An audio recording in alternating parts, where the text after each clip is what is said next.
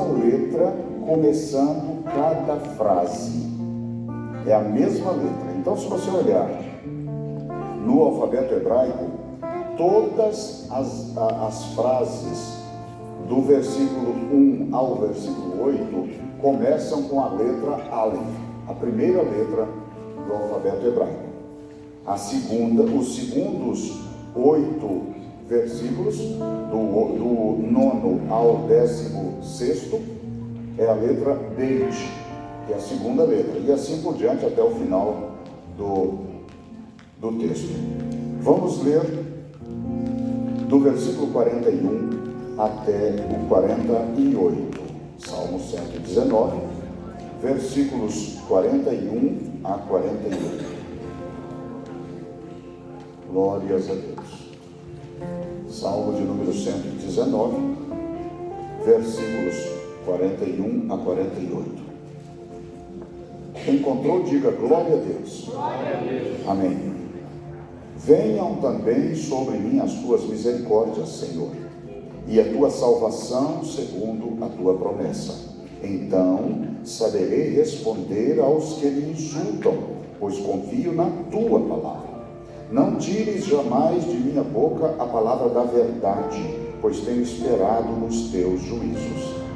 Assim, observarei continuamente a tua lei para todo o sempre. Andarei em liberdade, pois tenho buscado os teus preceitos. Também falarei dos teus testemunhos na presença dos reis e não me envergonharei. Terei prazer nos teus mandamentos, os quais eu amo. Para os teus mandamentos que amo, levantarei as mãos e meditarei nos teus decretos. Este salmo, todos os versículos dele enobrecem a palavra de Deus. Todos os versículos do Salmo 119. Nesse trecho que nós lemos, não poderia ser diferente. Vamos então orar e nos entregar ao Senhor para aprender mais um trecho do livro de Apocalipse nesta noite, e depois estaremos cantando o hino 442. Feche seus olhos, por favor. Senhor eterno, somos agradecidos ao Senhor.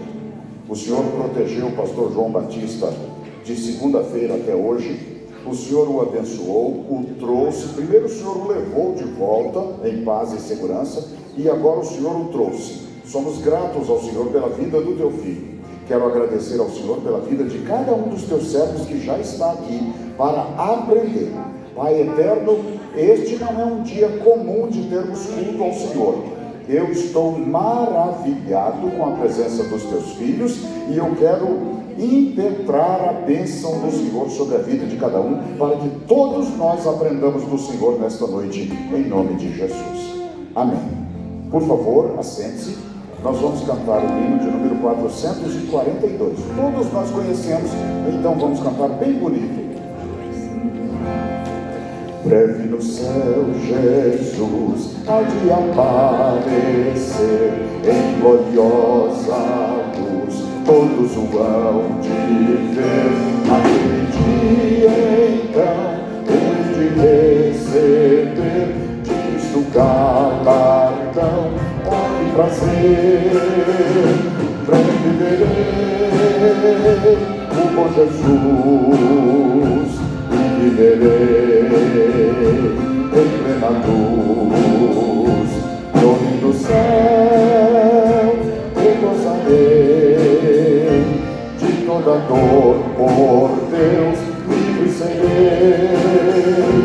Na vinda do Senhor irei eu receber do seu eterno amor repouso e prazer. Isso meu bom Jesus tem me falado já, da celeste luz de Jeová. Breve verei o bom Jesus e viverei em plena luz. No reino do céu eu gozarei de toda dor, por Deus livre serei. Na vida do Senhor cantarei prazer quando meu Salvador em glória aparecer. Diz que ele deve vem, os santos levará para a mansão de além, onde virá. Breve verei o bom Jesus e viverei em plena luz. No fim do céu eu gozarei de toda dor por Deus livre serei. Glórias a Deus. Pastor João Batista, por favor. Como dissemos, só vamos cantar um hino, ler a palavra e vamos para o estudo bíblico.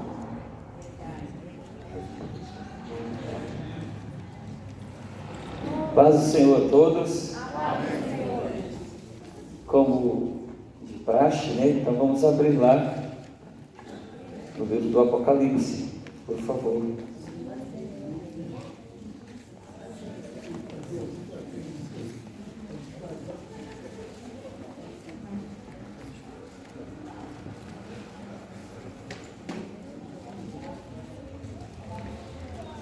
Amém. Glória a Deus.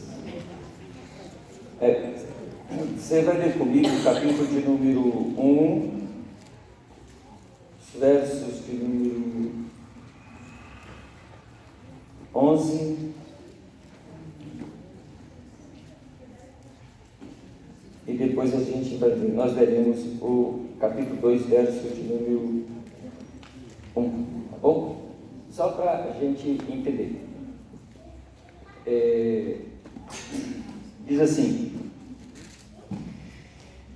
que dizia, o que vês, escreve-o num livro e envia-o às 7 igrejas que estão na Ásia, a Éfeso, e a Esmirna, e a Pérgamo, a Tiatira, e a Sardes, e a Filadélfia, e a Laodiceia. Esse versículo, capítulo 2, verso 1. Escreva ao anjo da igreja que está em Éfeso.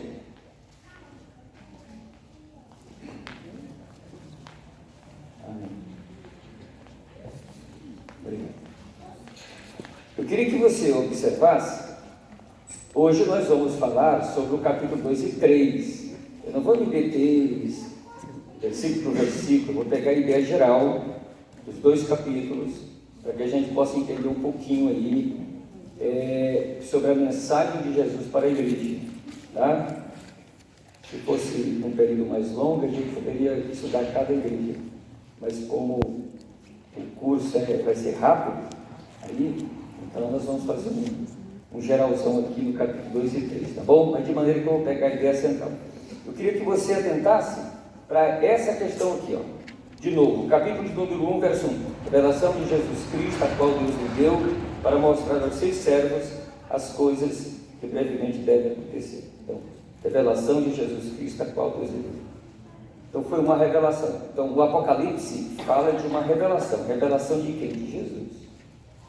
Mas não é apenas de Jesus. Fala da revelação do que Jesus atuará em relação à igreja e em relação ao mundo. Então, essa revelação está no verso de número 11. O que Deus escreve o número.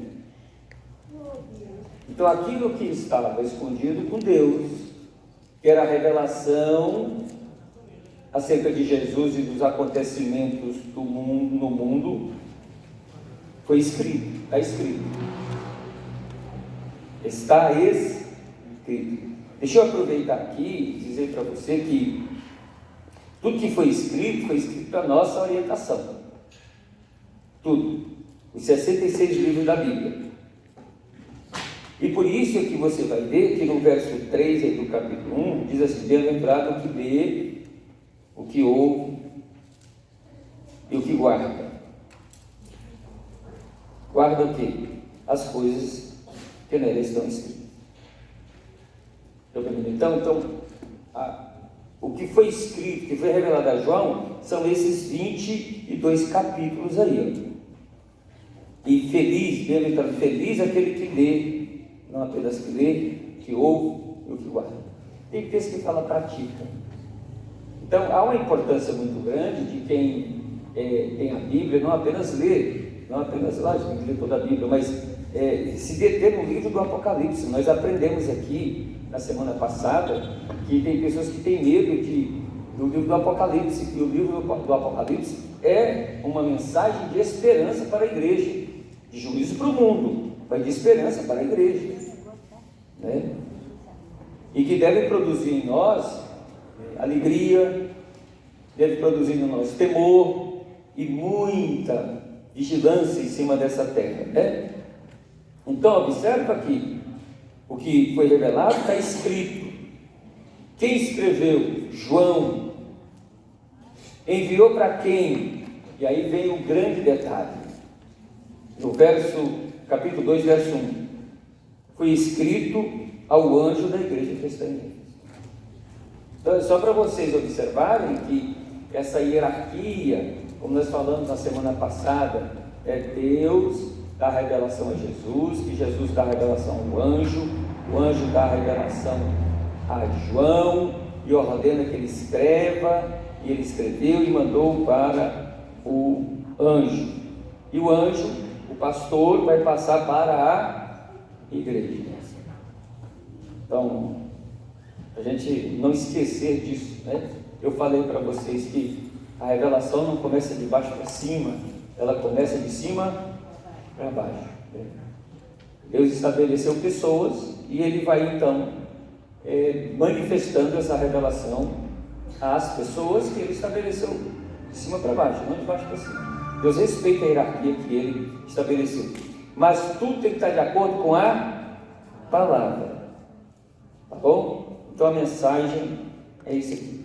Eu queria, para a gente fazer mais um adendo da introdução, o capítulo de número 2, verso de número 9 e 10 de 1 Coríntios, só para a gente não esquecer de que a revelação que nós temos e aquilo que nós precisamos não está escondido, não é um mistério, está tudo aqui na palavra. Se você quiser, tem aqui,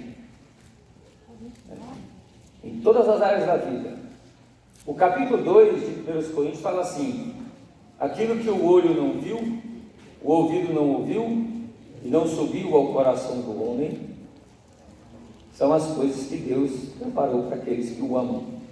Ok? Confirmaram aí? Amém. Então, o olho não viu, o ouvido não ouviu e não subiu ao coração do homem. Tá.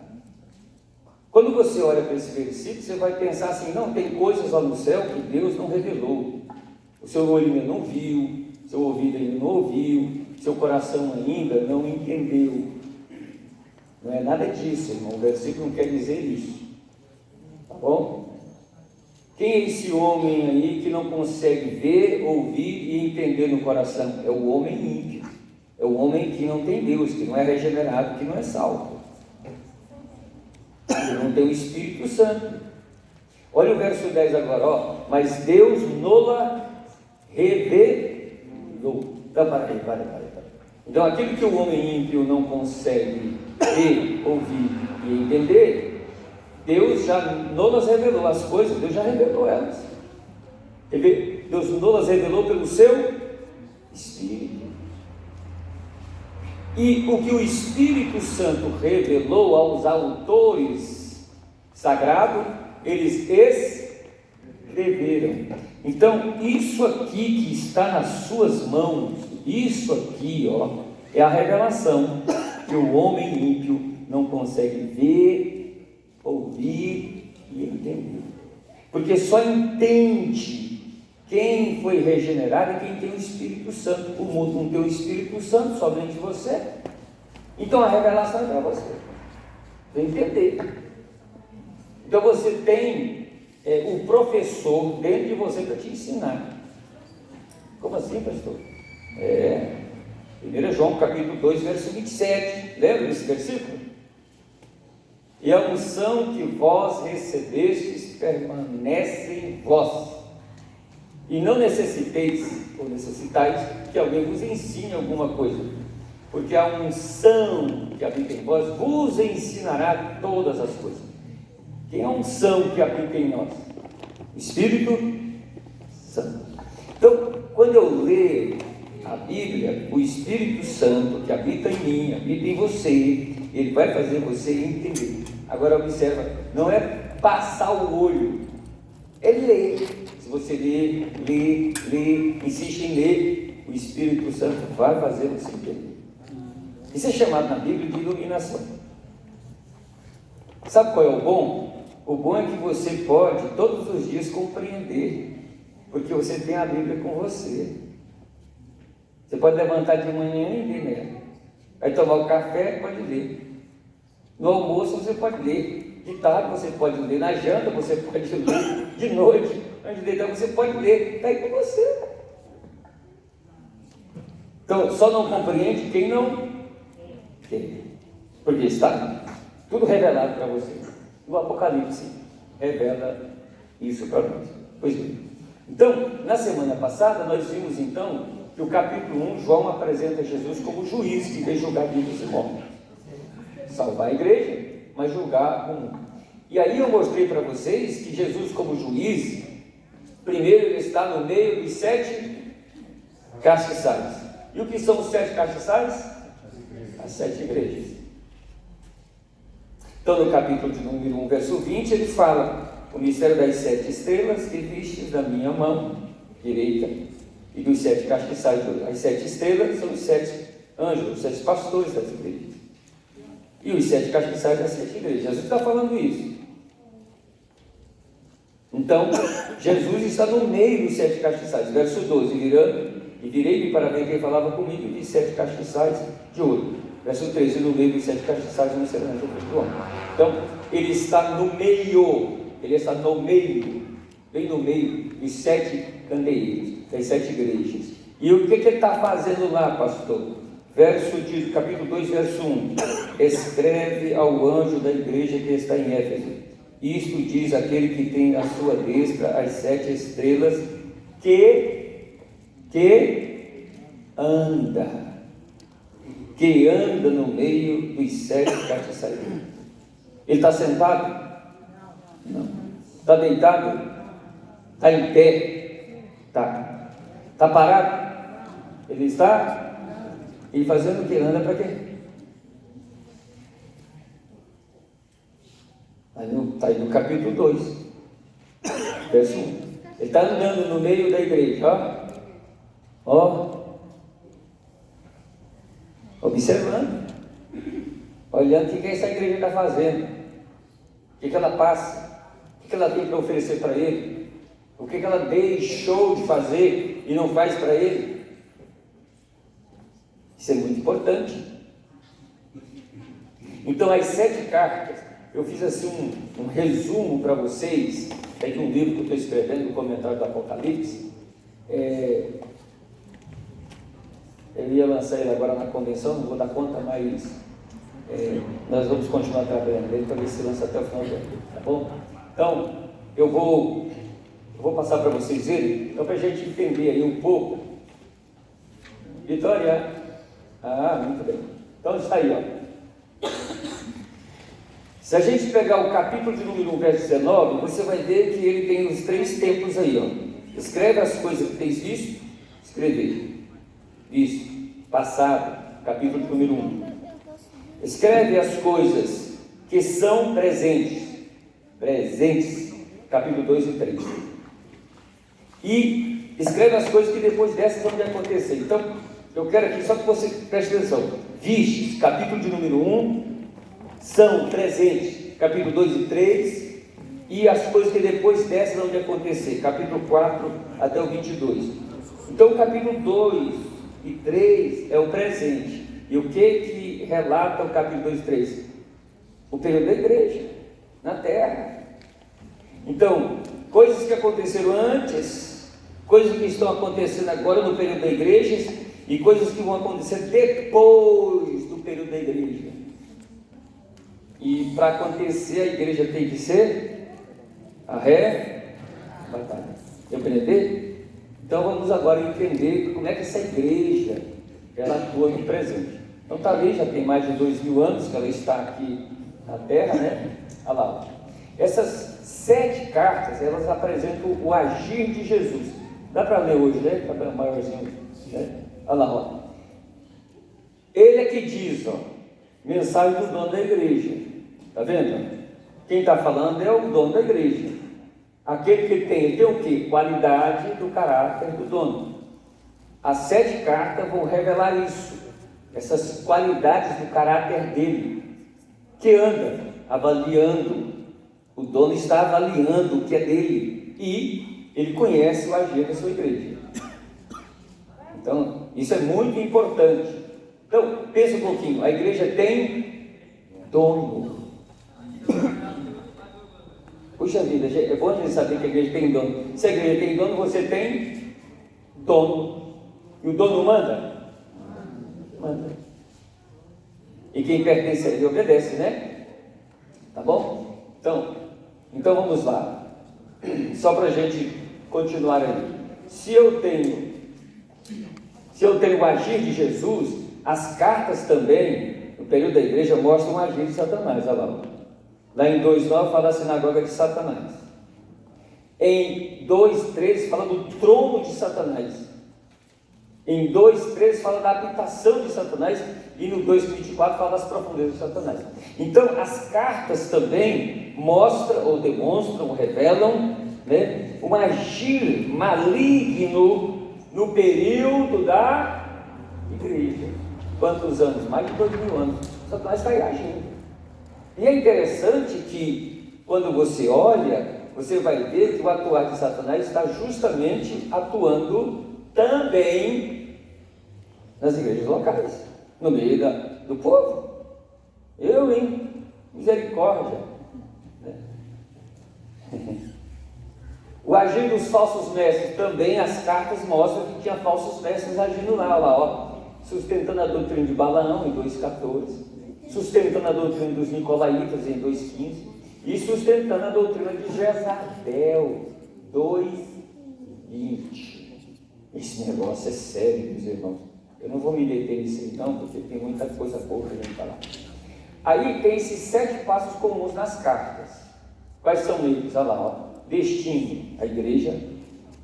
O autor, Jesus, porque ele diz, isto diz aquele que, não é João, é Jesus lá, está vendo? Aprovação, eu sei, então tem uma aprovação, né? Uma censura, quando ele diz, tenho porém contra ti, principalmente lá em 2,4, exortação, lembra-te, principalmente, lembra-te de onde caíste, né? Convite, quem tem ouvidos ouça o que o Espírito diz às igrejas. E existe também uma recompensa. A quem? Ao vencedor. Então, as cartas, elas vão trabalhando isso, essa ideia. Você vai ficar bem, uma metodologia boa para vocês compreenderem isso, né? Então, pensemos um pouquinho, então, nessa recompensa. Dá para ver, olha lá, ó. Éfeso, olha lá, ó. Dar-te-ei de comer, ou a comer, dar-lhe a comer, da água da vida que está no meio do paraíso de Deus. Se vencer. Esmirna, dar-te-ei a coroa da vida. Pérgamo, darei a comer o maná escondido, e dar-lhe-ei uma pedra branca, e na pedra um novo nome escrito. Tiatira, lhe darei poder sobre as nações.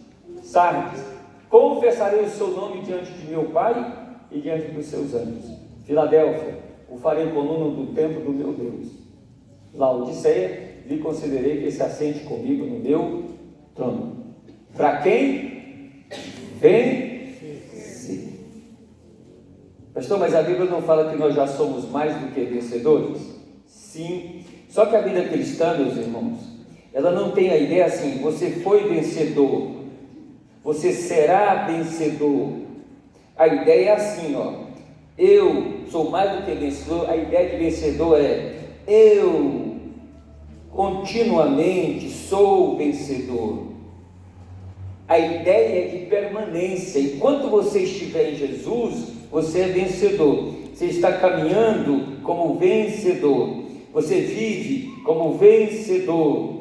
A ideia de tempo, a ideia é que se você cruzar a linha de chegada, como começou, como termina, cruzou a linha de chegada, recebe a coroa. A ideia é essa. Então eu vou falar algumas frases aqui meio assim esquisita para alguns. Nós não somos pecadores buscando a salvação. Não. Nós já somos salvos lutando para não perder a salvação que temos.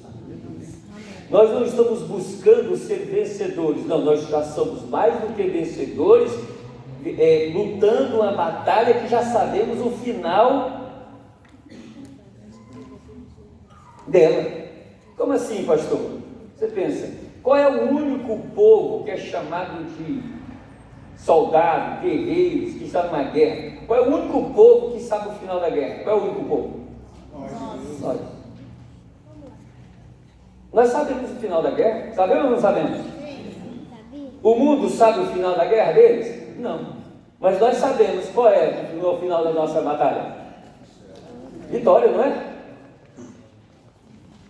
Então o que eu tenho que fazer então, se eu já sei o final? Quem está em Cristo é mais do que vencedor. Se eu já sei que o final é vitória, eu vou fazer o quê? Eu vou permanecer. Mas eu posso largar a espada? Não. Eu posso voltar? Não. Eu posso desertar? Não. Eu não posso abandonar o posto que Deus me colocou. Eu tenho que continuar na luta, na guerra, chorando, doendo, perdendo, ganhando, cai aqui, levanta ali, tropeça aqui, vai em frente. Tem horas que a gente anda mais lento, hora anda mais avexado, mas o importante é que a gente continue olhando para Jesus, o autor e consumador da fé. Glória a Deus. Glória a Deus. Então, essas 7 igrejas da Ásia, as 7 igrejas da Ásia, elas representam a igreja de Cristo na terra em sua totalidade. Então não pensa assim, como muitos tentaram fazer uma diferenciação. A igreja de Éfeso representa o primeiro século, a outra igreja... Não pensa nisso não. Isso é alguém tentou fazer uma colocação cronológica. Não dá certo. Porque cada mensagem dirigida a uma igreja específica dessa pode e deve ser analisada pela igreja atual. Características de cada igreja dessa se cumprem hoje na igreja atual. Não tem como não. E aí eu quero fazer uma diferenciação aqui para vocês entre a igreja visível e a igreja invisível. O que é a igreja visível? A igreja visível ela é composta por todas as denominações, seja batista, presbiteriana, assembleiana, metodista, não importa, todas elas. É a igreja do rol de membro, que congrega, que dá dízimo, que dá oferta, que comunga, que evangeliza, que prega, que ensina. Essa é a igreja. Mas dentro dessa igreja existe uma igreja invisível, e essa igreja só Deus a vê. A visível todo mundo vê, mas a invisível só Deus a vê. E a Bíblia trabalha com a questão do corpo de Cristo. Então Cristo é o cabeça e a igreja é o corpo. Só que não é a igreja denominacional. A igreja como corpo é a igreja invisível, aquela que só Deus a vê. Então, peraí, pastor, o senhor está dizendo que todos os que pertencem à igreja invisível, que Deus a vê, essa está salva? Tá. E essa igreja visível, nem todos aqueles que estão no rol de membro pertencem à igreja invisível? Sim, é isso que eu estou querendo que você entenda. Então tem muita gente na igreja que carrega a Bíblia, que ora, que lê, que ensina, que prega, que canta, que evangeliza, que faz até missão talvez, que dá o dízimo, que dá a oferta, mas não pertence à igreja invisível. Pastor, e você sabe quem é esse? Não sei. Eu só sei que eu sei que eu pertenço àquela que vai ser salva. E eu não vou julgar você de maneira nenhuma. É você que tem que julgar você. É você que tem que observar você. Você pertence à igreja verdadeiramente invisível, a igreja que é corpo de Cristo? Pastor, eu pertenço às duas. Maravilha, porque você está aqui para trabalhar para Jesus mesmo e pertence a outra para o céu. Pronto. Agora pertencer só a visível, aí tem que tomar cuidado. Amém? Então, se você olhar as cartas, você vai ver o tanto que Jesus, ele puxa, vamos assim dizer, a orelha desses crentes. Vamos lá então, vamos entender mais isso aí. Olha lá, o que elas revelam então? Olha o que elas revelam. Essas cartas revelam a posição de Jesus, revelam a situação da igreja, revelam o que Jesus exige da igreja, revelam o que a igreja deve fazer e o que a igreja fiel recebe como recompensa. Tudo isso estão nessas cartas. Todas essas coisas estão nessas cartas. Tá bom?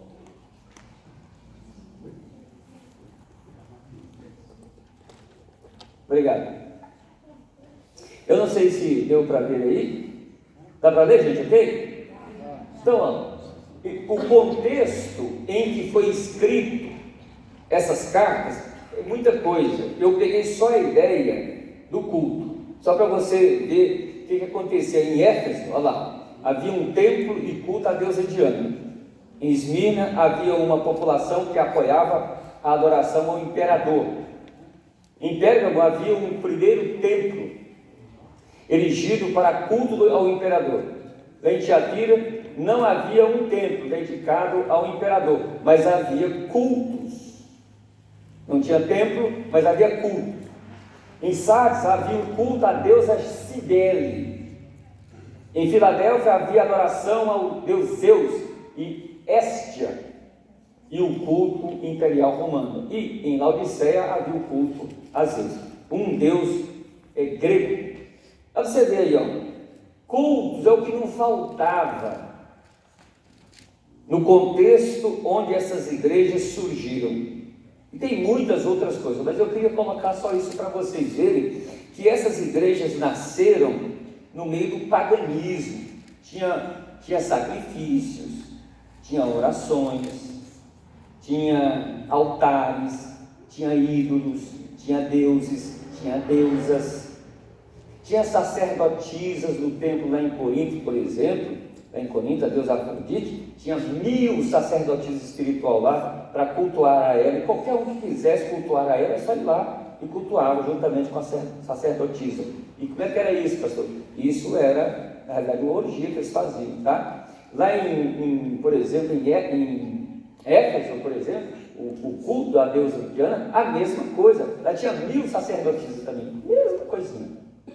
Esse templo em Éfeso, para vocês terem uma ideia, ele era considerado uma das 7 maravilhas do mundo, para vocês terem uma ideia. Éfeso, por exemplo, ela tinha mais ou menos entre 250 a 400 mil habitantes, porta de entrada da Ásia. Todos os que entravam na Ásia passavam por lá. Igreja rica, cosmopolita, negócio extraordinário, comércio forte. E Paulo chegou lá nessa igreja, nessa cidade, e lá ele funda a igreja. Lá. Aonde que está o pano de fundo disso? Capítulo 18, 19 e 20 de Atos. Lá fala que Paulo evangelizava de casa em casa. Pensa uma cidade de 250 mil a 400 mil habitantes. Anápolis tem 400 mil habitantes, olha o tamanho. Vocês terem uma ideia. E ele funda a igreja lá. Então é nesse contexto de culto a entidades, a imperadores, a deusas, sacrifícios. Havia uma coisa muito interessante que era a maquete do templo da deusa Diana e livros escritos para divulgar a cultura do culto dela. Então é nesse contexto que nascem as igrejas, ou as 7 igrejas da Ásia, tá bom? Estou enfatizando essa aí porque vocês vão entender por que daqui a pouco. A igreja de Éfeso, por exemplo, ó, o que Jesus conhecia da igreja? Olha lá, ó, o seu conhecimento da igreja. Jesus, tá? Olha lá, ó, conhece as obras, conhece o trabalho, conhece sua paciência e conhece sua postura diante de quem? Dos maus, dos falsos líderes e diante do sofrimento. Porque se você ler aí comigo, você vai ver no verso 2, em capítulo 2, verso 2, eu sei as tuas obras, eu sei o teu trabalho, está vendo? Ele sabe, por isso ele está o quê? Andando, avaliando, tá certo? E isso é a igreja de Éfeso. Vamos continuar.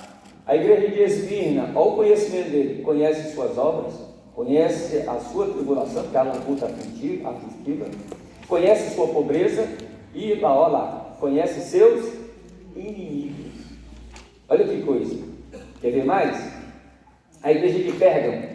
O que Jesus conhece essa igreja? Conhece o trabalho, conhece onde a igreja habita, conhece o perigo que rodeia a igreja, sabe que honra o nome de seu Senhor, sabe que a igreja honra o nome do seu Senhor, conhece sua perseverança fiel em meio à sua geração. Uau! Muito bem, daqui a pouco a gente volta. Próximo, a igreja de Tiatira. Olha o conhecimento de Jesus, conhece sua postura positiva. O que tinha de positivo nessa igreja? Ele conhece suas obras, o seu amor, sua fé, sua paciência e o seu progresso. Olha lá, as tuas últimas obras são mais do que as primeiras. Está no verso 19 do capítulo 2. Tá, conhece sua postura negativa. O que tinha de negativo naquela igreja? Tolerava o espírito de Jezabel, que estava atuante no meio da igreja. Está no verso 20. Não aproveitou o tempo dado por Jesus, pois não se arrependeu. A igreja de Tiatira não se arrependeu, irmão. Meu Deus. A igreja de Sardes, o que ele conhece? Conhece as obras da igreja e conhece sua situação espiritual. Igreja de Filadélfia, o que ele conhece? Conhece as suas obras, conhece a força da igreja, conhece sua atitude para com a palavra e conhece sua confissão diante da perseguição. Muita gente morreu nesse tempo aí, fiel a Jesus. E a última, Laodiceia, que Jesus conhece nela, conhece o seu trabalho e B, conhece sua situação espiritual, indiferença às coisas espirituais, como a água morta, que a gente vai analisar daqui a pouco. Tudo bem? O raio-x. Vou lançar o livro, vocês vão ter a oportunidade de comprá-lo. Vou lançar ele aqui. Vou aqui fazer o lançamento dele. Glória a Deus. Tá bom? Tá tudo livro isso aí, ó. Já tem uma pessoa que falou que vai comprar. Hoje à tarde a pessoa falou. Olha aí, tá vendo? Não, tem muita gente esperando esse negócio aí, rapaz. Eu que estou. Amém. Vamos lá. Então, lições que podem ser extraídas dessas 7 igrejas. Então, agora vamos ver. Eu vi todas essas coisas aí, vamos ver as lições. Primeiro, eu quero que você abra aí Gênesis, capítulo de número 9, verso 6. Deixa eu mostrar um negócio para vocês aí, muito interessante.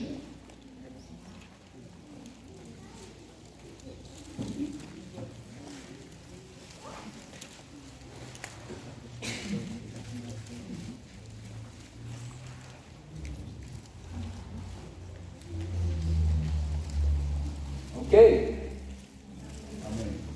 9:6. O texto diz aí que Noé era homem justo no meio da sua geração. Eu queria que você atentasse para isso. Você pensa lá, ó, Gênesis. Você tem Adão e Eva que caiu em pecado. Eles caíram. E veio perambulando. Caim mata Abel. Adão e Eva têm outro filho, chamado Sete. Você começa uma linhagem. Você tem Enos, você tem Enoque. Enoque anda com Deus e Deus para si o tomou. E você tem Noé. A geração antediluviana, toda a geração antediluviana, ninguém queria servir a Deus. E Deus estava olhando do céu, caçando, eu vou usar a palavra caçar mesmo, procurar, caçar alguém para que ele pudesse continuar o projeto dele. Não achava. Ele foi procurando, encontrou um homem só um. Não foi a mulher dele não, viu? Não foram os filhos dele, não foi pai, não foi irmão, não, só encontrou um homem chamado Noé. E o texto diz que Noé era um homem justo no meio da sua geração. Os dias de Noé foram lembrados por Jesus, assim como foi nos dias de Noé. Casavam-se, davam-se em casamento. Em outras palavras, não se preocupava com as coisas espirituais, e sim com as coisas dessa vida. Até o dia que Noé entrou na arca. Quem foi que fechou a porta da arca? Deus. Eu diluvei levou a todos. Ainda bem que a mulher de Noé tinha Noé, e os filhos tinham Noé, e as noras tinham Noé. Eles foram salvos por causa de Noé, viu gente? Então, eu queria que você atentasse, assim como foi nos dias de Noé. Entenda isso, meu irmão. Jesus está dizendo que no dia dos filhos do homem, será também como nos dias de Noé. E quando foi que começaram os dias do filho do homem? Quando foi? No dia que ele nasceu. Você sabia que o fim começou quando Jesus nasceu? Você sabia disso? Capítulo de número 1, verso 1 de Hebreus. Havendo Deus antigamente falado aos pais de muitas maneiras, nesses últimos dias nos falou pelo Filho. Que dia foi que começaram os últimos dias? Quando Jesus nasceu. Últimos dias. Não foi isso que os discípulos perguntaram para Jesus no capítulo 24 de Mateus? Quando serão essas coisas? Quando Jerusalém será destruída? Que sinal haverá da tua vida do fim do mundo? Aí Jesus vai falando citando um monte de sinais, né? Terremoto, guerra, rumores de guerra, pai contra filho, filho contra pai, nação contra nação, reino contra reino, aparecerá falsos cristos. A pergunta é, isso é novidade para nós? Não, isso sempre aconteceu. Você está vendo? Então isso não é o fim, porque ele vai falar lá, isso não é o fim, isso é princípio de dores. Mas tem um detalhezinho lá que você tem que grifar na sua Bíblia aí, lá no verso 12 do capítulo 24 de Mateus. Jesus fala assim, por se multiplicar a iniquidade, o amor de muitos esfriará. Aí esse detalhe você tem que pegar dele. Porque todos os sinais já existem, mas esse aqui, ele estava cumprindo, ele continua se cumprindo e ele vai terminar o cumprimento dele.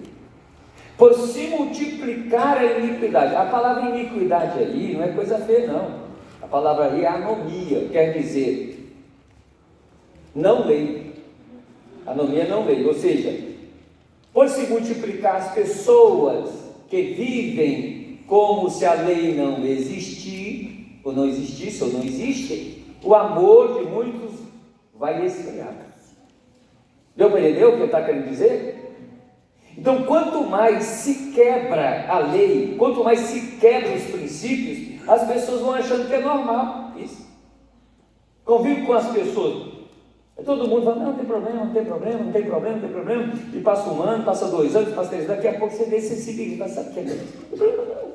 Pode puxar um negócio aí? O que tem? Pode falar uma coisinha aí? O que tem uma mentirinha de vez em quando? Não tem problema não. Isso aí é besteira. Uma vida doida. O que tem? Olha para o mundo, meus irmãos. Como é que o mundo está? Não está justamente assim?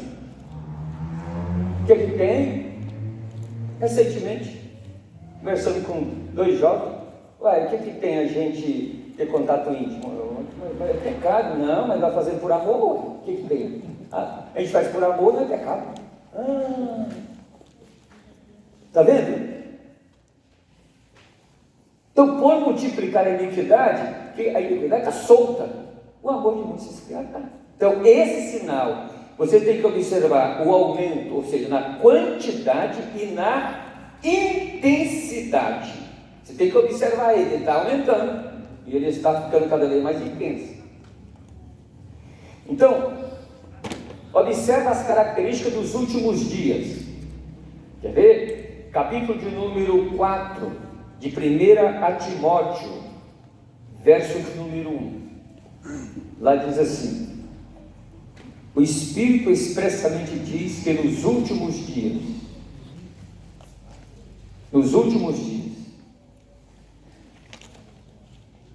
apostarão alguns, dando ouvidos a ensinamentos de demônios. Isso é característica dos últimos dias. Isso é 1 Timóteo 4, 1. Você quer ver? 2 Timóteo capítulo 3, verso 1. Fala assim: aqui está escrito: nos últimos dias haverá homens amantes de si mesmos, perversos, ingratos, irreconciliáveis. Eu vou usar uma palavra aqui: detratores, que são contra os pais e as mães, que proíbem o casamento. Tá aí? São características dos últimos dias. Quando começaram? Quando Jesus nasceu. Tem mais, pastor? Tem mais características dos últimos dias. Você quer ver outra? Atos dos Apóstolos, capítulo de número 17. Quando o Pentecoste aconteceu, o Espírito Santo desceu sobre a igreja, e a igreja nasce, e os crentes falam em línguas, capítulo 2, versos 2 a 4, eles olham aqueles homens, aquelas mulheres falando em língua, não, eles estão bêbados. O Pedro salta e fala o seguinte: não, esses homens que vocês estão vendo falar em língua, eles não estão cheios de moço, de vinho, eles estão bêbados. Isso é o que o profeta Joel disse, verso 17 em diante, lá do capítulo 2. É o que o profeta Joel disse, que nos últimos dias derramarei do meu espírito sobre toda a carne. Então, além de que os últimos dias demônios iam ensinar as pessoas, nos últimos dias homens amantes de si mesmo, voltados totalmente para si, tem nada a ver com os outros, renegando família, renegando paternidade, renegando comunidade, joga para lá. Além disso, os últimos dias é caracterizado pelo nascimento da igreja e a atuação poderosa do Espírito Santo sobre a igreja. Então aqui é um contraponto. O mundo vai de mal a pior, e Deus levanta a igreja e enche ela do poder do Espírito Santo. Viu? O mundo vai em trevas, e Deus enche a igreja de luz. O mundo está cheio de poder maligno, e Deus enche a igreja do poder do Espírito Santo. O mundo caminha para o inferno, a igreja vai caminhar agora para o céu. O mundo caminha para a mentira, a igreja é a coluna e o baluarte da verdade, porque anuncia a verdade, que é Jesus Cristo. Você está vendo? Então, o contraponto aqui, por isso que a Bíblia vai falar, meus irmãos, esse negócio é tremendo. A cruz divide a humanidade mesmo: céu, inferno, luz, trevas, bode, ovelha, mentira, verdade, justo, injusto, perdido, achado, caminho estreito, caminho largo. Está vendo? Verdade e mentira, ódio, amor. Está vendo? Então, a Bíblia vai separar, vai mostrar que existe gente salva e perdida. Existe um caminho estreito e um caminho largo, uma porta estreita e uma porta larga. Existe o pai da mentira, existe o pai de todos os crentes. Está vendo? É um contraponto, a igreja está aqui por um contraponto. E essas 7 igrejas aqui, 7 igrejas, elas vão nos ensinar alguma coisa. Nós estamos vivendo nessa geração. E Deus está olhando do céu e procurando quem? Justos. Deus achou Noé. E será que Ele está achando nós? Será que Ele está olhando para você e falando, lá vai uma justa, lá vai um justo? Será? Será que Ele pode chamar você e falar assim para você, ó, os dias da humanidade estão contados, serão 120 anos. Meu espírito não vai mais contenderá com isso aqui. Eu vou destruir esse mundo. Você quer ser meu parceiro em cima da terra? Quero. Será que você está pronto para construir a arca juntamente com Ele?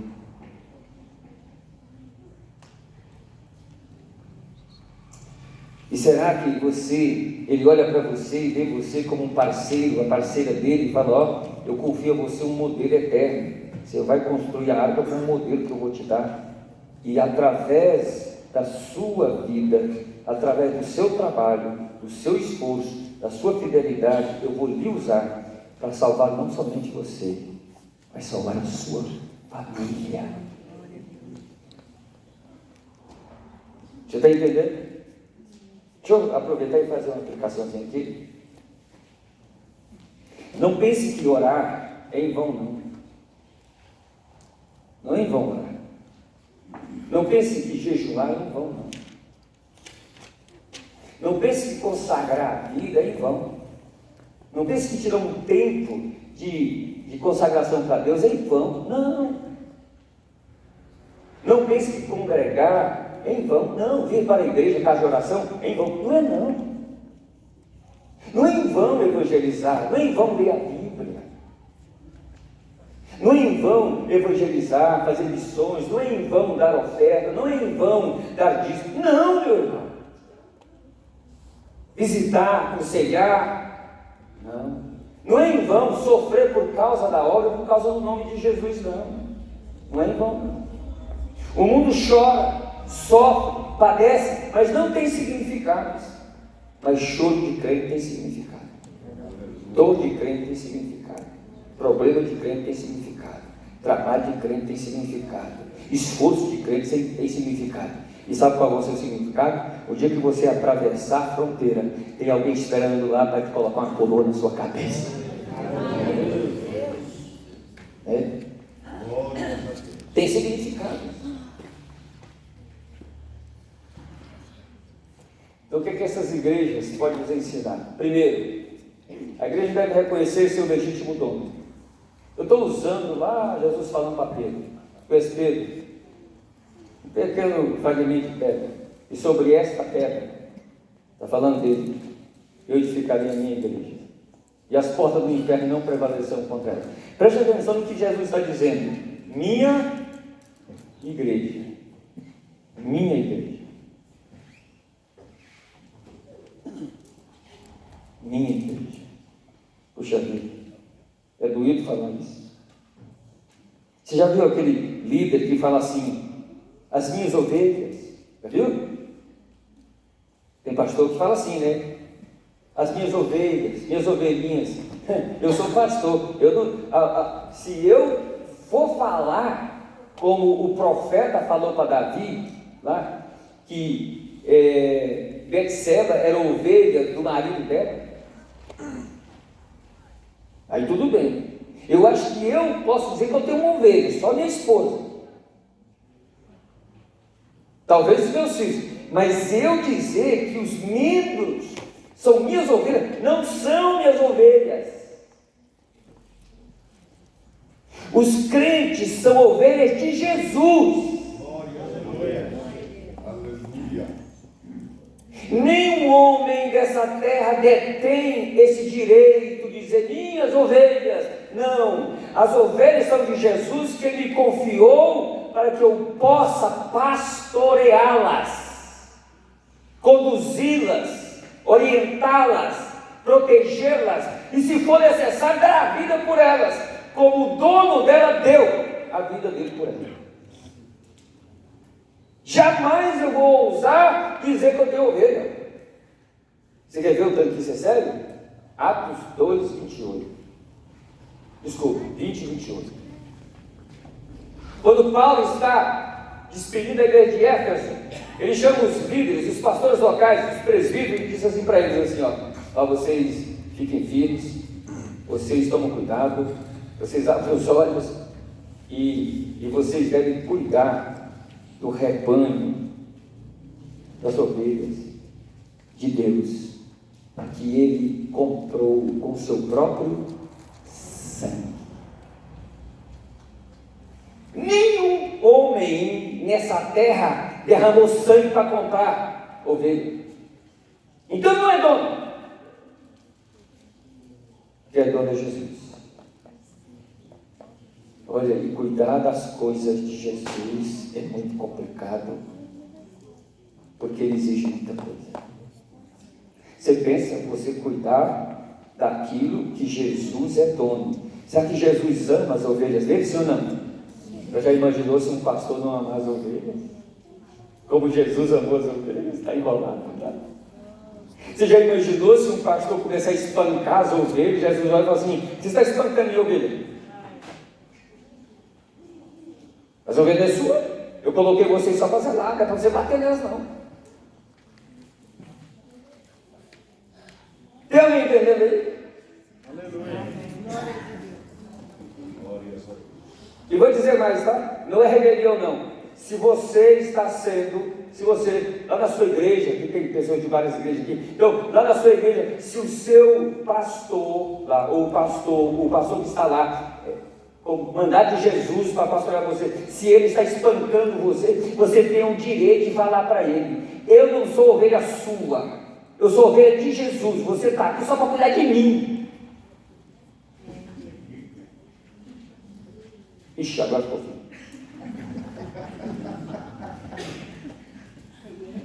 A igreja tem dono. Glória a Deus. Jesus ama a igreja, sim ou não? Sim. Então, se o pastor da igreja que Deus colocou lá não amar as ovelhas como Jesus amou e ama, ele não está apto para pastorear aquilo que é de Jesus.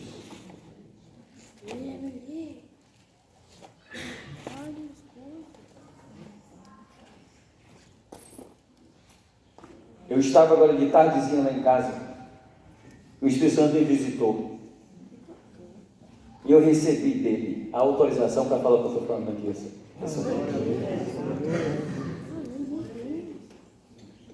Jesus veio ao mundo para sarar, para curar, para valorizar, para amar, a ponto de dar a vida dele por gente que não prestava. Jesus não veio aqui para bater em ninguém. Jesus veio aqui para dar a vida dele, meu irmão. Tem que entender isso. Ame mais, abrace mais, beije mais. Imite Jesus. Eu tenho tanto medo quando eu ocupo o púlpito, meu irmão. Eu falo para Jesus: Jesus, o Senhor me chamou, tem misericórdia de mim, é o teu povo, comprado com o teu sangue. Eu já tentei fugir muitas vezes. Sabe o que eu já falei para Jesus? A proposta que eu falei para Jesus: deixa eu ir lá para a roça. Eu já estou assim mais de idade, eu estou com as dores no corpo. Eu vou lá para a roça. Eu vou plantar lá um milho, eu vou plantar lá uma salsinha, eu vou plantar lá uma cebolinha, vou criar uma galinha. Deixa eu para lá, Jesus. Mas eu falo isso não é porque eu não quero trabalhar para Jesus, não. É pelo medo que eu tenho, o temor que eu tenho das coisas de Deus. Isso aqui é sagrado.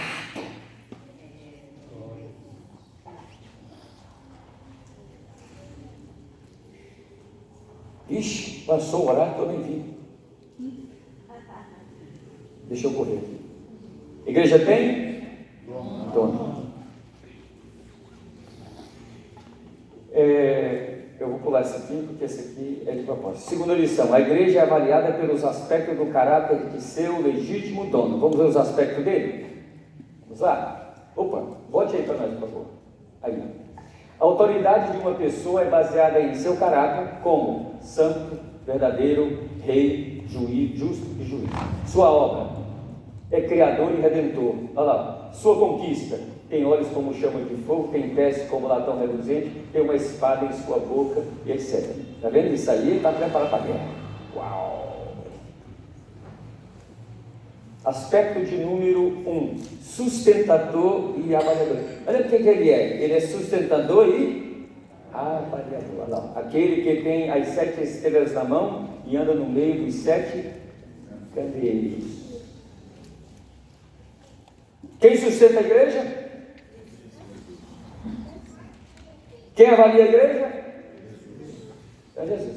Então, se tem alguém aí querendo avaliar a igreja, dobra o joelho no chão para Jesus falar para você que de avaliação ele faz da igreja, não é você que tem que avaliar. Aspecto de número 2, invencível. Ele é invencível. Olha lá, primeiro e último, que morreu e tornou a viver. Nem a morte, que é o maior inimigo do homem nessa terra, conseguiu segurar Jesus na tumba. Ao terceiro dia ele saiu dela. Viu? Ele é vencedor. Ele é invencível. E o bom é que ele é o seu dono. Aspecto de número 3. Por favor, próximo. Justo juiz. Tem a espada afiada de 2 gumes.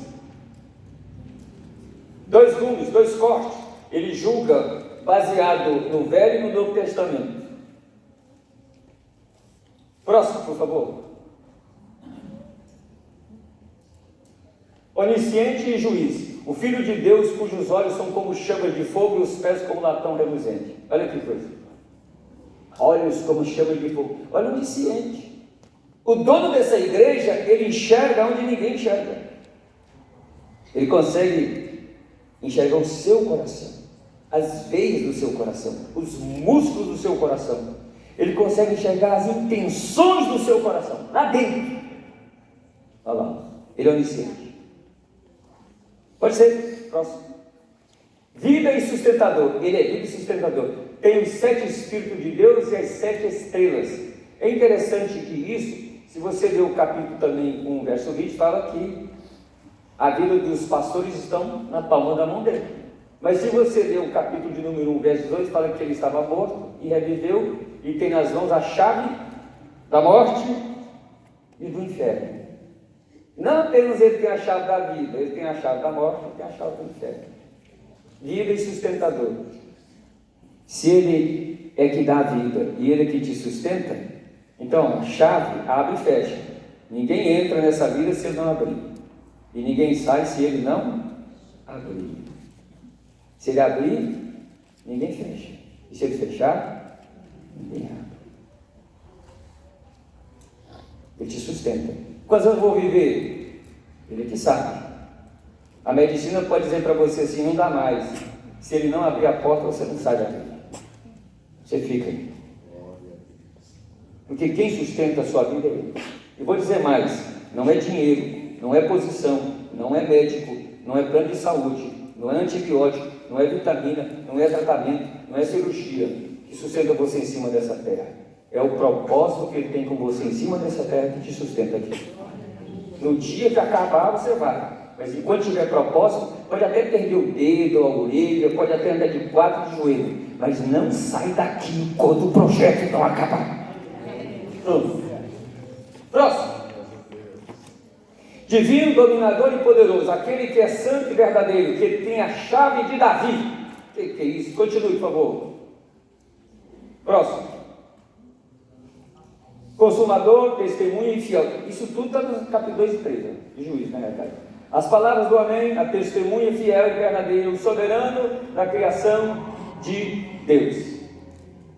Hein? Lição de número 3.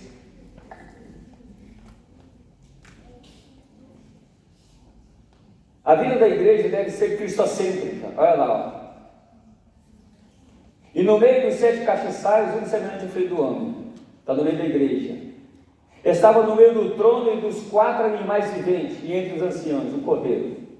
E olhei e eis que estava no meio do trono. Está vendo? A avaliação da igreja deve ser cristocêntrica, não é apenas a vida. Cristocêntrica, a avaliação, olha lá, ó. Escreve ao anjo da igreja que está em Éfeso.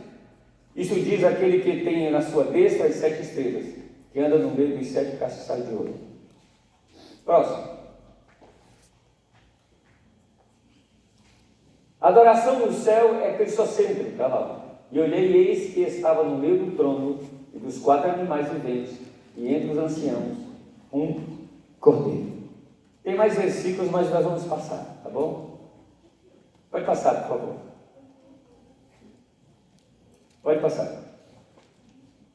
Lição de número 4. A igreja deve exercer sua vocação missionária. Conheça as tuas obras.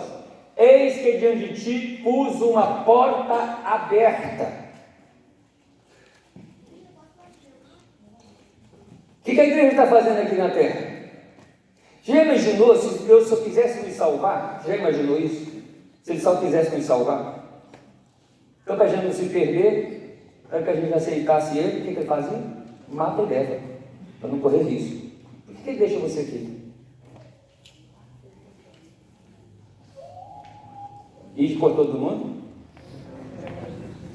Você pregou o Evangelho hoje? Você conseguiu pregar o Evangelho para alguém hoje? Essa semana, esse mês, você conseguiu pregar o Evangelho para alguém?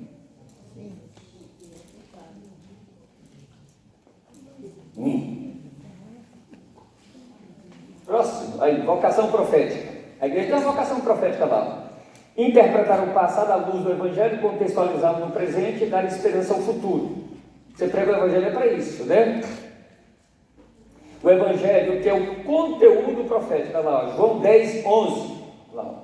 E tomei o livrinho da mão do anjo comigo, e na minha boca era doce como mel, e havendo comido, ficou fel lá no vento, amargo. Disse: me importa que profetiza outra vez a muitos povos e nações, línguas e reis.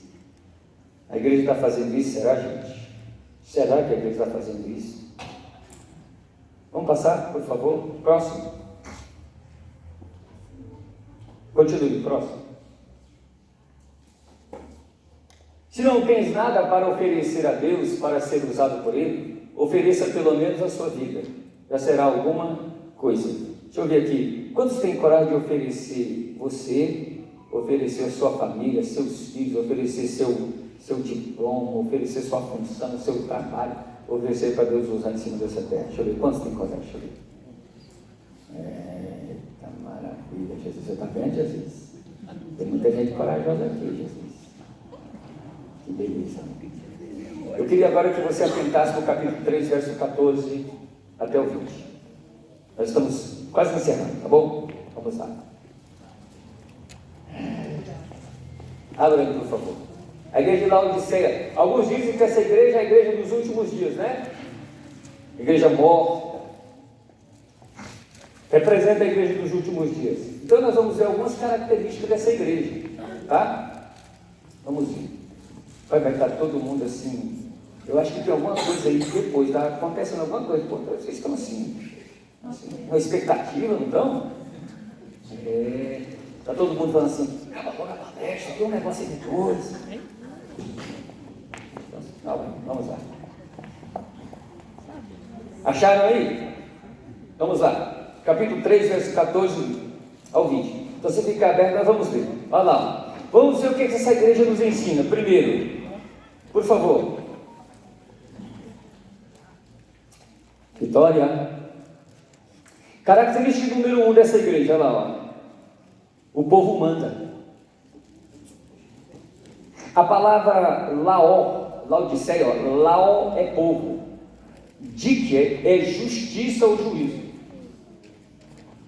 Mas a ideia dessa característica aí, Laodiceia, é que o povo tinha a voz.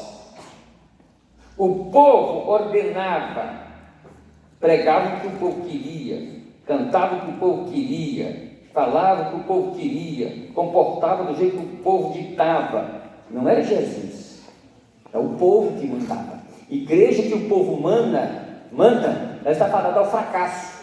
Quem manda é Jesus. Nem o pastor manda, quem manda é Jesus. Agora, quem Deus deixou para administrar a igreja? O Espírito Santo. E aí o líder da igreja, ou pelo menos aquele que são responsável da igreja, ele tem a obrigação de dobrar o joelho diante de Deus lá, e ficar lá 1 hora, 2 horas, 3 horas, 4, não importa. do Espírito Santo falar com ele. O que ele quer que seja falado para a igreja? Sabe qual é o problema hoje da igreja hoje denominacional? É porque as pessoas que estão tomando conta da igreja, elas não querem parar na presença para ouvir o Espírito Santo.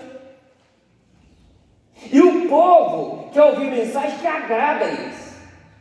Não é o que Deus quer.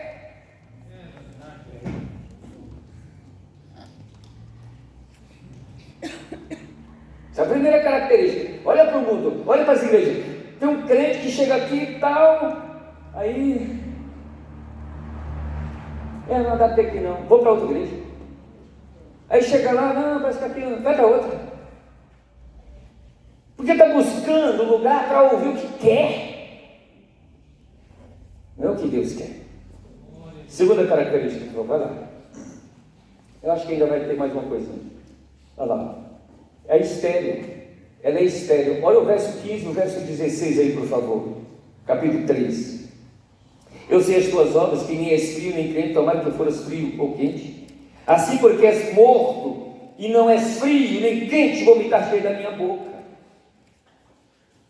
Havia duas fontes lá. Um aqueduto de uma água que vinha para a cidade. Tinha uma água que era fria, boa para tomar, e também para as pessoas tomarem banho, para refrescar. E existia uma água que era trazida no aqueduto, só que ela era morna, só que ela era salobra, ela não prestava. E Jesus faz justamente essa comparação. Uma igreja que não é fria, ou seja, não tem capacidade de matar a sede das pessoas, nem refrescar as pessoas, no sentido de dar alívio, ou uma igreja também que não tem condições de esquentar as pessoas para levá-las a cumprir um propósito. Ela é morna. E tinha muita gente que bebia dessa água morna lá sem saber e passava mal, vomitava, adoecia, dava diarreia.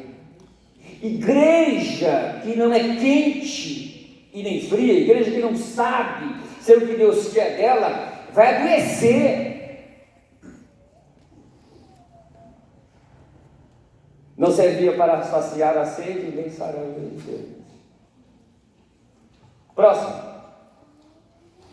Verso 17. Era autossuficiente. Olha que coisa miserável que essa igreja era. Ó. Como diz, rico sou e estou enriquecido, de nada tenho falta. Olha lá. Autossuficiente, arrogante, achando que tinha e não tinha, que era e não era mais. Igual Saul, que achava que o Espírito de Deus estava nele e não estava mais. O rei já tinha se tirado dele. A coroa não estava mais na cabeça dele. Deus não aprovava mais. O padrão pelo qual se avalia é a sua posição material e social, e não Cristo e sua mensagem. Tem dinheiro? Beleza. Tem posição? Beleza. Tem intelectualidade? Beleza. Mas não tem Cristo. Cristo fica em segundo plano.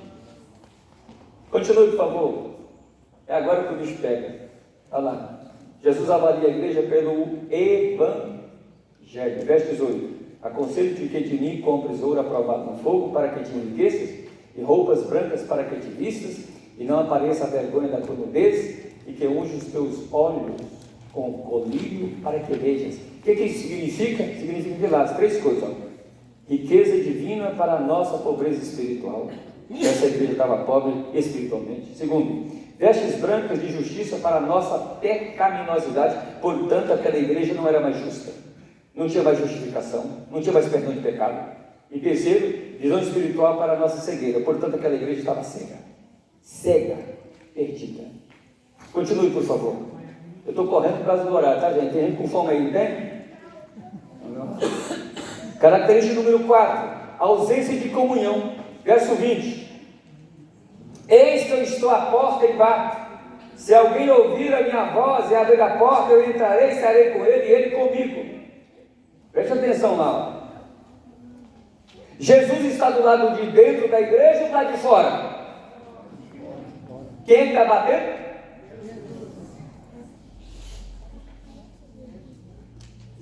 Tem um artista plástico que ele desenhou uma porta daquele jeito lá, e Jesus batendo na porta. E e ele não colocou o buraco da chave e nem a maçaneta. E os críticos da época começaram a zombar dele. Como é que você faz um negócio desse? Como é que você comete um erro desse? O que foi? Aí, cadê a fechadura e cadê a maçaneta da porta? Falou, não, é porque essa porta aí não tem maçaneta por fora e nem fechadura por fora. Só tem fechadura e maçaneta por dentro. Porque quem abre essa porta é só quem está dentro, não quem está fora.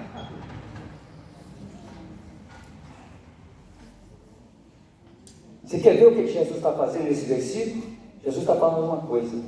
Jesus está saindo do campo da coletividade e entrando no campo da individualidade. Se alguém ouvir, então não espera o outro melhorar, melhora você.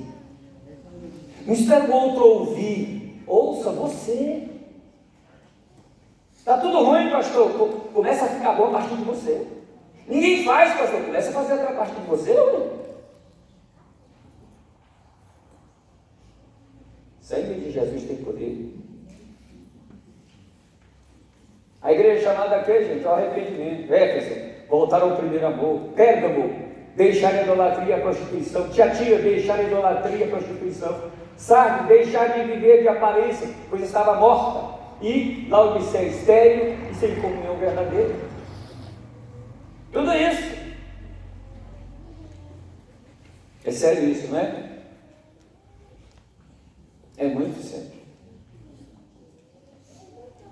Quantas pessoas estão aqui na igreja, nas igrejas, né?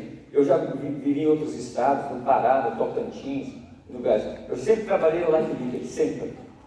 E eu sempre gostei de observar, sempre. E cada líder é diferente. Mas eu trabalhei com um líder muito legal, tremendo. E ele olhava, ficava olhando para a igreja.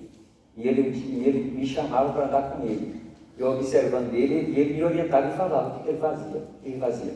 Falou assim, nós temos que observar quem trabalha na igreja, quem verdadeiramente ama a igreja. Como assim? Assim, eu fico observando a irmã, o irmão que toma iniciativa, começa a evangelizar, começa a vir trabalho. Irmão que chega e fala assim, deixa eu vir trabalhar na casa do fulano, deixa eu fazer aquilo. Aquela irmã que começa um culto de oração na casa dela, e eu deixo, só que eu fico coordenando, eu não impeço. Em todos os lugares que eu vou, é como você está vendo, tem sucesso, porque Deus trabalha com o corpo dele. Às vezes a gente quer impedir, amarrar as coisas, segurar as coisas, e a gente não entende que Deus também manifesta dons espirituais lá no pé, na mão, no olho, na cabeça, no fígado, porque a igreja é um corpo composto de membros. Ele quer usar todos. Ele me contou algumas histórias de líderes que na realidade impedem as pessoas de trabalhar na igreja. A igreja fica amarrada, só prende.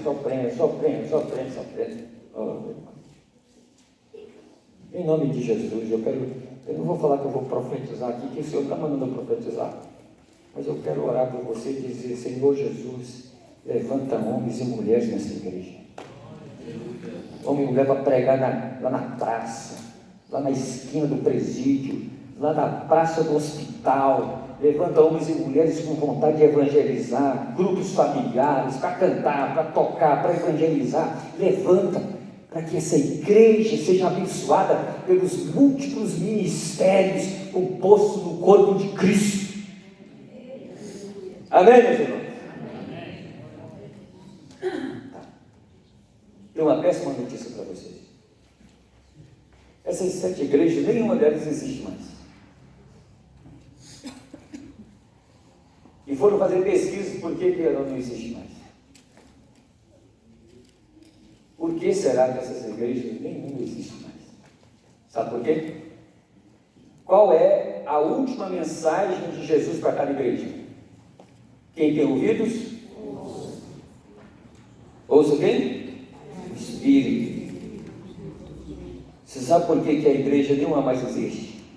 Porque perderam a capacidade de ouvir o que o Espírito Santo dizia. E esse é o fracasso de qualquer igreja. E esse é o fracasso de qualquer homem e mulher. perder a capacidade de ouvir a voz do Espírito Santo.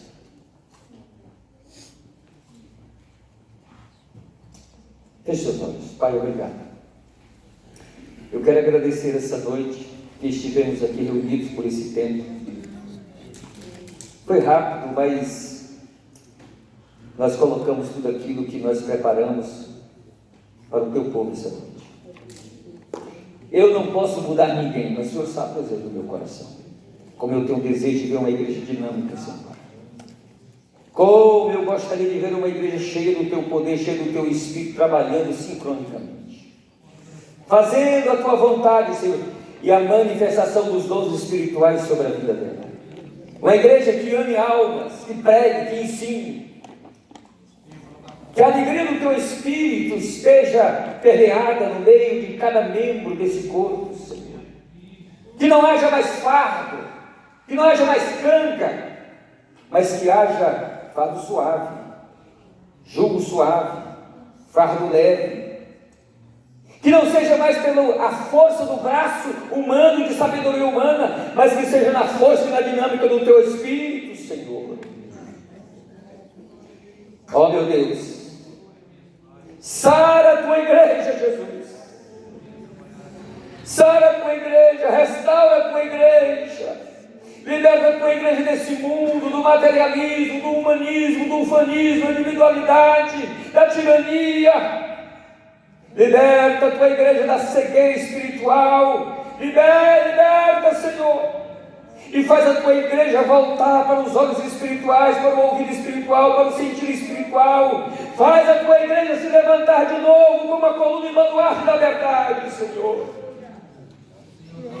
Como no derramaste o teu Espírito no Pentecoste, algo milagroso aconteceu, faz isso acontecer de novo. Aviva a tua obra no meio dos anos. Faz o teu Espírito manifestar na vida desse homem, na vida dessa mulher, na vida dos obreiros, na nossa vida. Nos inquieta, nos leva para a oração, para o jejum, para a consagração, para a leitura da palavra. Nos leva para o secreto contigo, Jesus.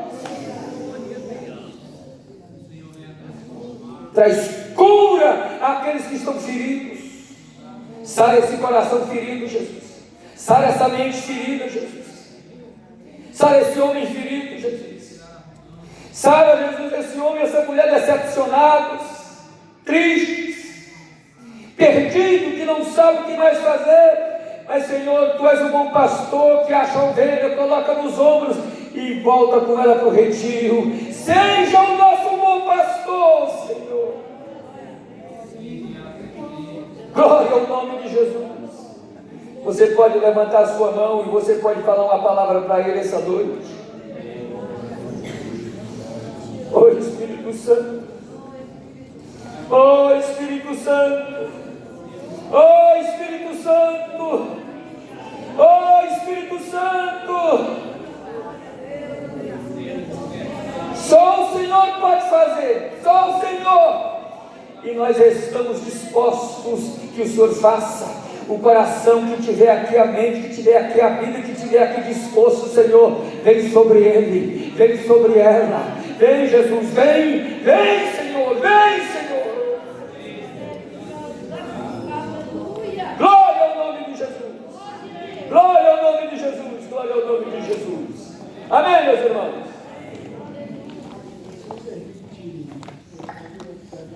Sim, Senhor.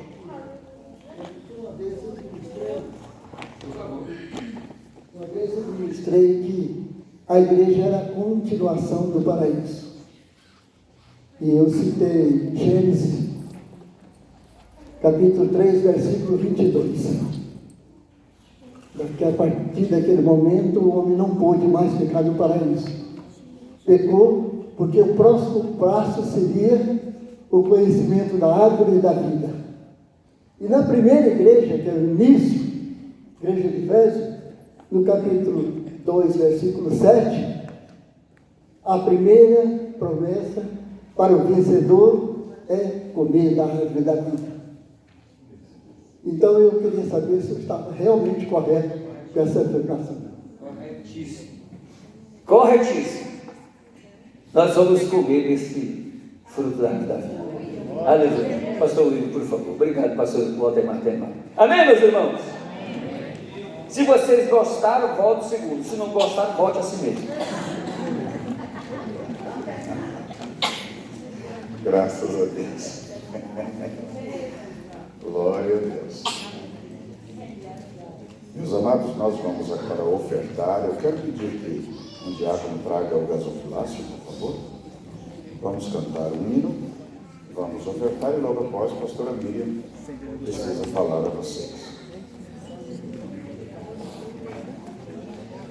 Está lá? O irmão Geraldo já está atrás. 505 da nossa harpa cristã. É um hino que nós não cantamos costumeiramente. Talvez alguns não saibam e nós vamos aprender hoje.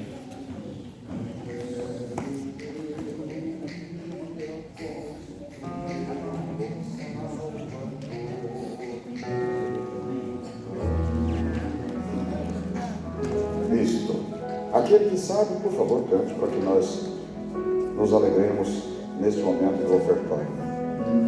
Enquanto estivermos cantando, você tem a oportunidade de trazer a sua oferta, está bem?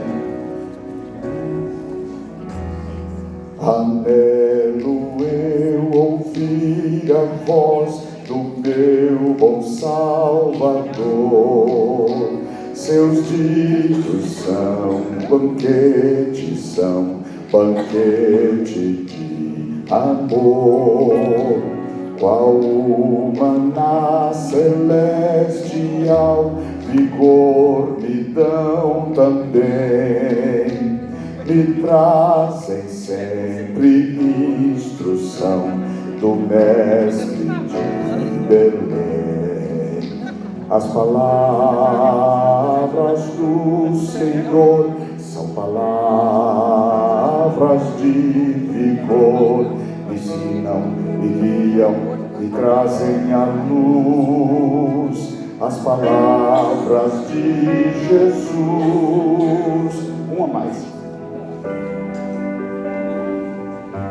Só as palavras de Jesus infundem-me valor, afastam do meu coração os males e a dor.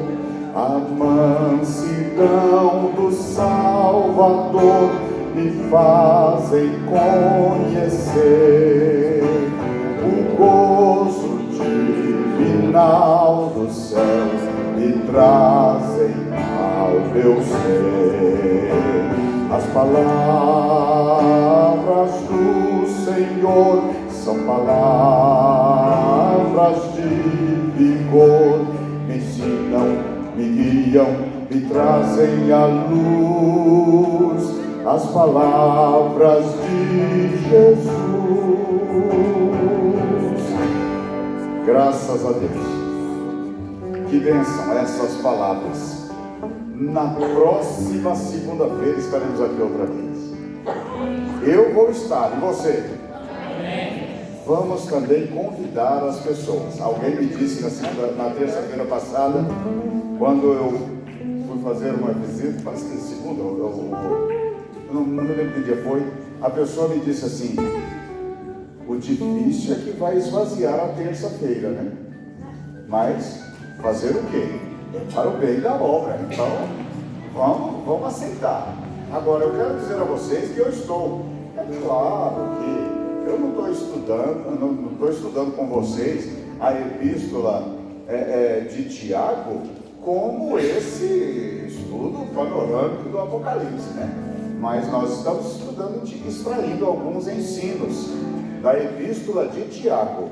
Eu queria convidar você para estar aqui amanhã, tá bom? Pastora Bíblia. É claro que os da igreja, tá bom? Os outros terão seus cultos e precisam estar lá. Eu disse a vocês sobre isso. Amém. A paz do Senhor, queridos. Amém? Como diz o pastor João, acho que tem muita gente assim, né? Esperando a segunda parte. Mas que primeira parte abençoada. Quem foi abençoado? Glória a Deus. Então não perca semana que vem, não. Vamos continuar aprendendo, extraindo e vivendo essa palavra maravilhosa, né? Que Deus tem nos concedido. Nós estamos aqui hoje e eu quero desde já agradecer a todos vocês que vieram também para esse motivo. E o pastor João está ali me pedindo perdão. Me desculpa, minha amiga, que eu pedi para ele: pastor, dá para o senhor resumir um pouquinho ou deixar uma parte, depois a gente passa isso para outra segunda, né? Eu queria terminasse 8h30 para a gente fazer uma coisa hoje diferente. Ele falou: dá sim, pastor. Ele está me perdoando. Eu falei: deixa Deus agir. Deus falou conosco nessa noite. Comigo ele falou, né? Então nós estamos aqui hoje, meu anjo, também para fazer algo que a igreja, eu acho muito difícil advogar em causa própria. Não gosto. E aí eu falei com o pastor Adriano, falei: pastor Adriano, você vai dirigir? Não, você vai dirigir. Eu falei: não, você vai dirigir, né? Então nós estamos aqui hoje para também te homenagear, como nosso pastor, como nosso líder.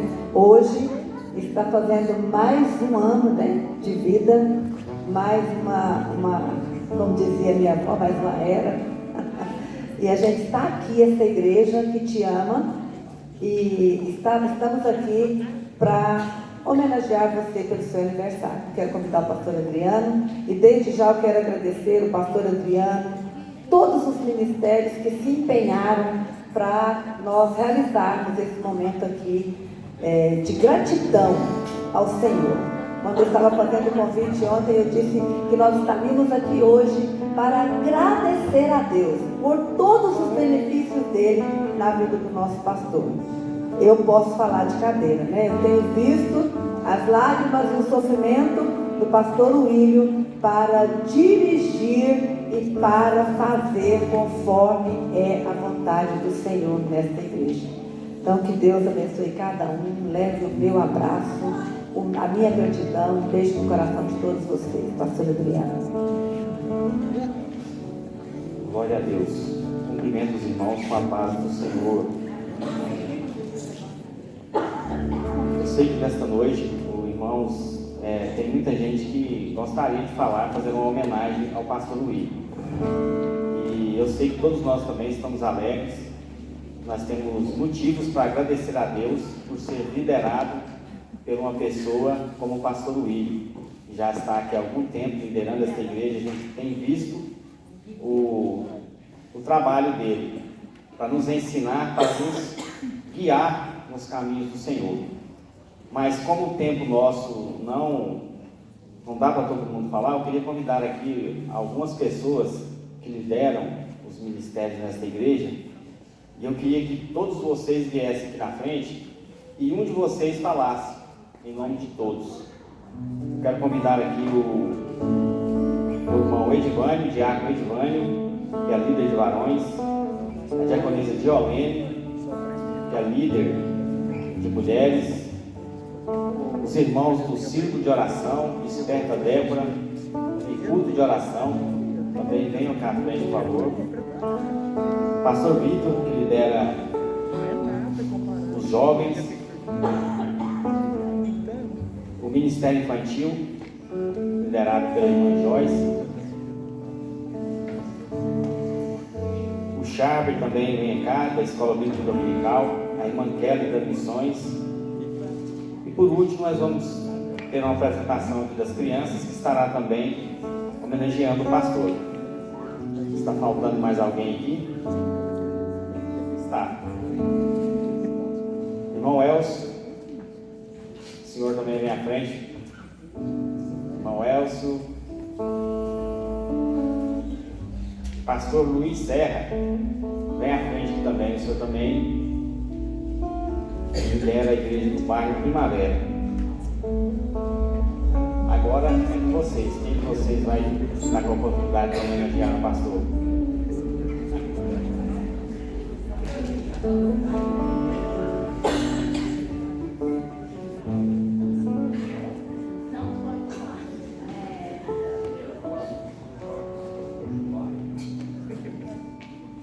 Então, a paz do Senhor, igreja. Como foi dito aqui, hoje nós estamos aqui com essa causa tão importante, comemorar o aniversário do nosso pastor. Mais um ano de vida que o Senhor te concedeu. mais um ano que nós podemos ver as bênçãos do Senhor, aquilo que o Senhor tem feito na vida do Senhor. Eu quero ler aqui com os irmãos o Salmo de número 44, versículos 3 e 4. Senhor, que é o homem para que dele tomes conhecimento? E o filho do homem para que o estimes? O ser humano é como um sopro, e os seus dias são como a sombra que passa. Vocês podem estar pensando, o que o Vitor está lendo esse versículo para falar de aniversário? Nada a ver, né? Mas é interessante quando nós meditamos sobre isso aqui, quando nós pensamos na importância do que é o cuidado de Deus para conosco. Quando nós pensamos na nossa existência terrena, quando nós olhamos para isso aqui como os nossos dias são tão limitados, cada ano que passa é um motivo de nós comemorarmos aquilo que Deus tem nos concedido. Cada ano que passa é olhar para trás e ver que o Senhor, na sua grandeza, tem se importado conosco. Hoje nós falamos sobre o Senhor aqui. Cada ano que o Senhor viveu é um motivo de comemorar aquilo que o Senhor já fez na vida do Senhor, aquilo que o Senhor te concedeu, a sua família, a sua vida, seu ministério, como o Senhor tem te capacitado e ainda capacitará por muitos anos que ainda virão, porque nós cremos nisso. Então, datas como essa são motivo de olhar para trás e olhar com gratidão tudo aquilo que o Senhor nos concedeu. E versículo no Salmo 145 diz ainda: eu te exaltarei, ó Deus, meu e Rei.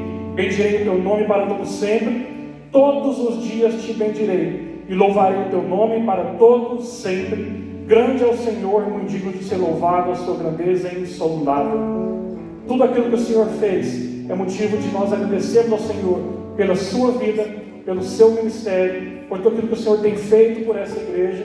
Nós agradecemos ao Senhor por isso. E que o Senhor também possa ver as mãos do Senhor te abençoando sempre. Como diz aqui, é muito interessante: todos os dias te bendirei e louvarei para todo sempre.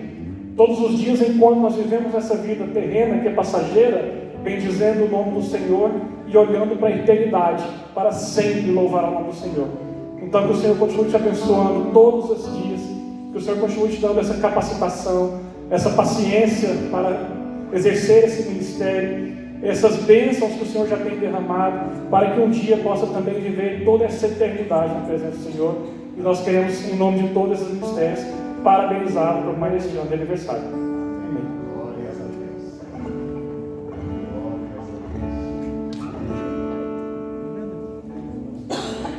A irmã Glória também tem preparado um versículo e também quer falar. Então vamos dar a oportunidade dela também falar. Paz do Senhor, irmãos.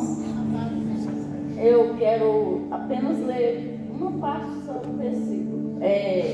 Josué capítulo 1, no versículo 5, que diz assim: estarei com você, nunca o deixarei, nunca o abandonarei. E que Deus possa abençoar a sua vida, pastor, cada dia mais.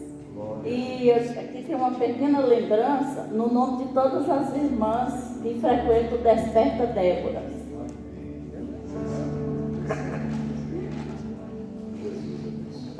Parabéns.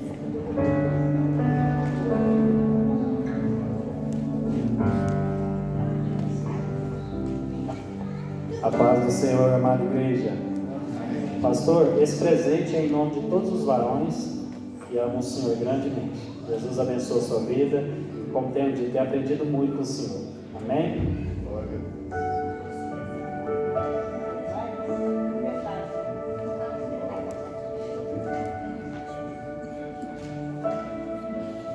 Eu queria também convidar aqui uma pessoa para representar os pastores da igreja, a pastora Eliane. Eu quero ver essa aqui à frente, vamos ficar de pé. Vamos estar fazendo oração, abençoando a vida do pastor Luiz, para que Deus possa derramar cada dia mais as bênçãos do céu sobre a vida dele, que ele possa continuar sendo essa pessoa capacitada na palavra de Deus para nos orientar, para nos ensinar a cada dia, como ele tem feito até os dias de hoje.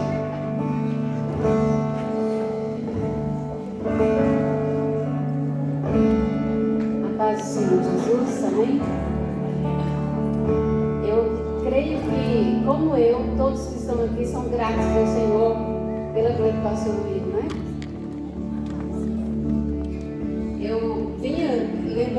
pastor William o quão grandes coisas o Senhor usou o pastor William na minha vida, na vida dos meus. Só ele para recompensar, pastor William. Verdadeiramente. Vamos orar? Pai de amor. Pai, eu quero agradecer juntamente com a tua igreja pela vida, Senhor, que o Senhor tem dado ao teu filho. Quero te louvar, Pai, porque o Senhor tem dado vida, tem dado saúde, tem dado sabedoria, tem dado direção, tem dado, Senhor, unção, tem dado, Senhor amado, visão, tem dado fidelidade ao teu filho para que ele possa fazer a tua obra. Pai amado, obrigado por fazer dependente do Senhor.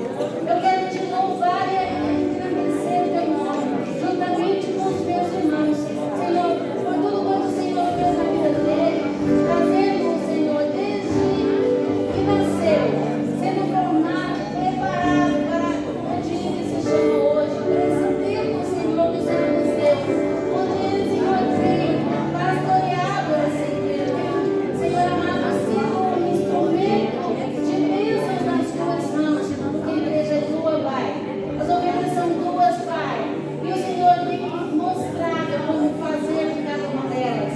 Eu te louvo, papai, e te peço, Senhor, estenda as tuas mãos, mãos fortes, mãos poderosas, para que o Senhor continue lhe dando vitória.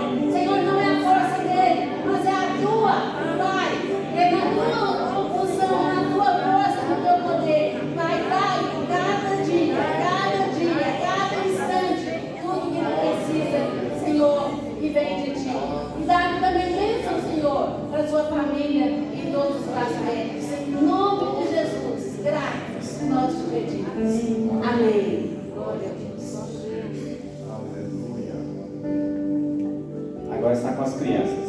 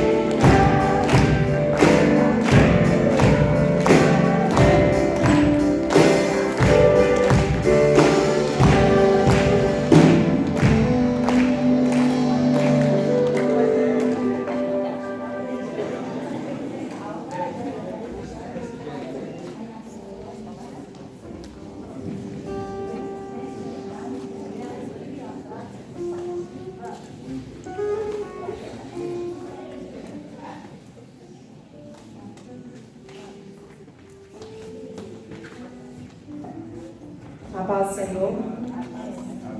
Irmãos, em nome de todo o Ministério Infantil, todas as crianças, todos os professores, todos aqueles que estão ali junto conosco, a gente quer deixar aqui uma palavra de agradecimento, né, ao Senhor e agradecer a Deus, né, pela oportunidade de ter o pastor William como nosso pastor.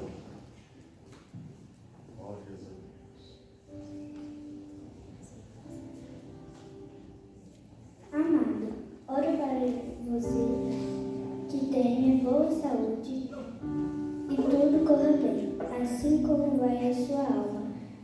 3 João, capítulo 1, versículo 2. Pastor, temos orgulho de fazermos parte do seu rebanho. Parabéns, que Deus te abençoe. Amém. Amém.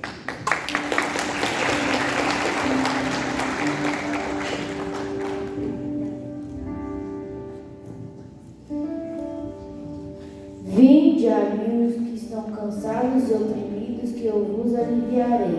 Tomai sobre vós o meu jugo e aprendei de mim, que eu sou manso e humilde de coração, e achareis descanso para as vossas almas.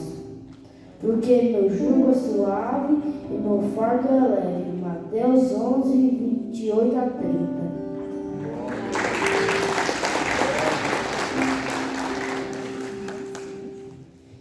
Porque os lábios dos sacerdotes devem guardar o conhecimento, e da sua boca devem os homens procurar a instrução, porque ele é mensageiro do Senhor dos Exércitos. Malaquias 2:7.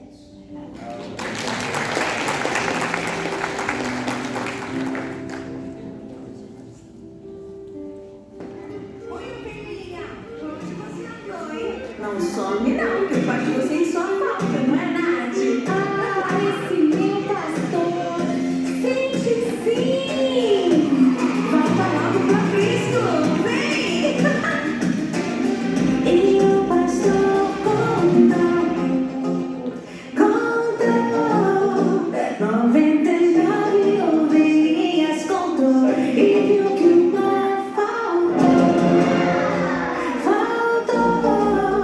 e viu que uma ovelhinha faltou e saiu a procurar. Aonde está minha ovelhinha? Onde está? E saiu a procurar. E saiu a procurar. Aonde está minha ovelhinha? Onde está? E saiu a procurar.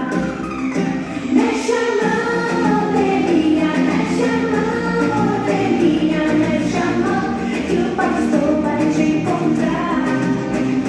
Bate o pé, ovelhinha, bate o pé, ovelhinha, bate o pé, que o pastor vai te encontrar. E o pastor chamou, e a sua ovelhinha encontrou, e a que se perdeu achou. Então feliz pra casa ele voltou. Mexe a mão com a gente. Mexe a mão, ovelhinha, mexe a mão, ovelhinha, mexe a mão, que o pastor vai te encontrar. Bate o pé, ovelhinha, bate o pé, ovelhinha, bate o pé, que o pastor vai te encontrar. Pode ser 100, pode ser uma, para o pastor toda ovelhinha tem valor. Pode ser 100, pode ser uma, para o pastor toda ovelhinha tem valor. Então mexe a mão, ovelhinha, mexe a mão, ovelhinha, mexe a mão, que o pastor vai te encontrar. Bate o pé, ovelhinha, bate o pé, ovelhinha, bate o pé, que o pastor vai te encontrar. Mexe a mão, ovelhinha, mexe a mão, ovelhinha, mexe a mão, que o pastor vai te encontrar. Bate o pé, ovelhinha, bate o pé, ovelhinha, bate o pé, que o pastor vai te encontrar. Oi, Nath! Eu tô super feliz de estar aqui com você comigo.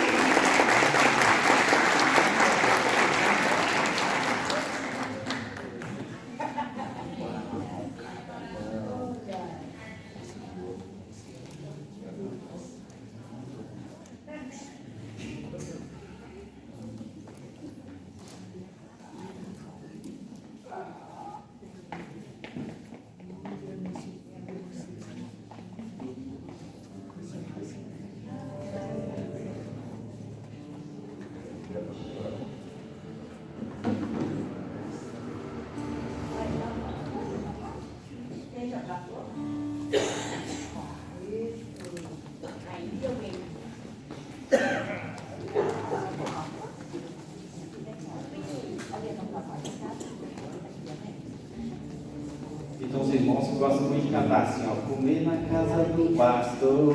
Quem já ouviu? Só que hoje não é na casa do pastor não, tá? Vocês serão os convidados do pastor para cantar com ele aqui na igreja. Então o melhor está ali atrás, para todo mundo se alegrar juntamente com o pastor Luiz. Eu quero convidar aqui o pastor Cleuso. Ele vai estar entregando esse presente para o pastor Luiz, que representa todos vocês que congregam aqui nessa igreja. Ele vai estar passando aqui em nome de vocês esse presente, nosso Luiz, em nome de toda a igreja. E após aqui o pastor Cleuso, se o senhor quiser fazer algum agradecimento, o encerramento está com o senhor.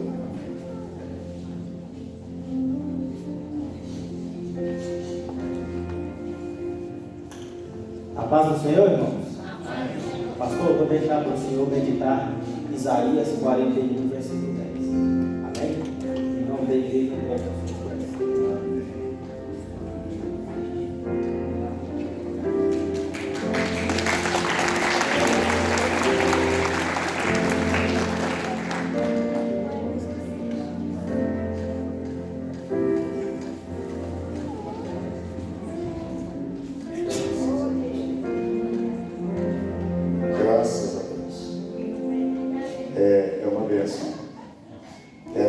manifestação de vocês. Fiquei impressionado hoje no grupo, graças a Deus eu consegui ver no grupo hoje, né? É uma coisa que eu sou muito bonita, mas graças a Deus, Deus me orientou. Eu quero agradecer a vocês. Amo cada um de vocês. Vocês são muito especiais. Eu costumo dizer que esta igreja, ela tem muitas joias preciosas que a gente não costuma encontrar nas igrejas. Eu admiro quanto essa igreja tem pessoas que sabem a palavra, que têm a capacidade de pregar, a capacidade de ensinar a palavra. Isso é maravilhoso. E eu quero dizer a vocês, vamos continuar. O céu é bem ali.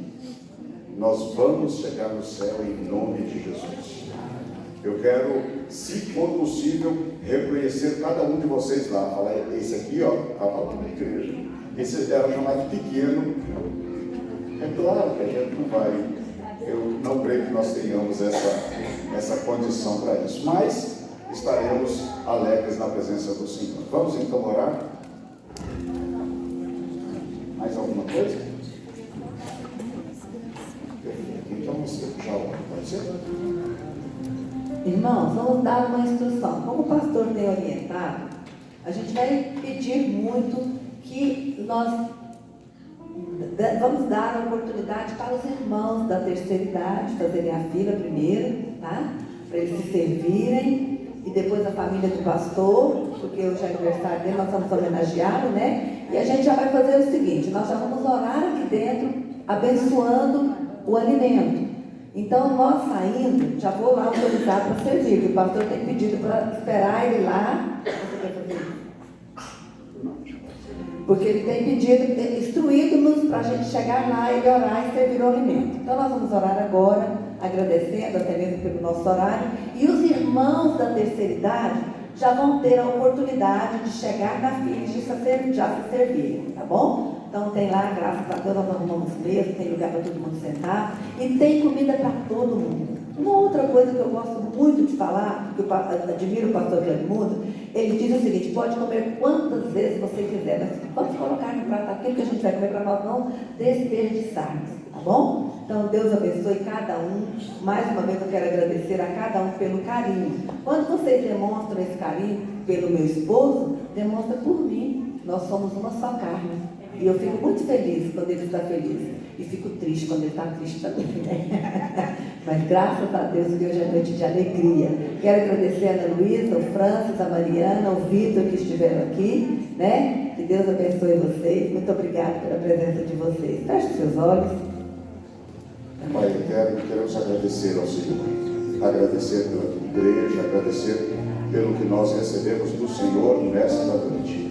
Queremos abençoar o alimento que foi preparado, Senhor. Foi preparado com certeza, como sempre, com muito carinho. Abençoe as pessoas que o prepararam. Abençoe as pessoas que ajudaram. Derrame da tua graça sobre cada um e dê recompensa. Nós assim abençoamos o alimento em nome de Jesus. Amém. Que o grande amor de Deus, nosso Pai, a graça do Senhor Jesus Cristo, a comunhão e as consolações do Espírito Santo de Deus sejam sobre a sua vida, sobre a vida de cada membro da sua família, desde agora até que Jesus volte para buscar a sua igreja. O que você diz agora?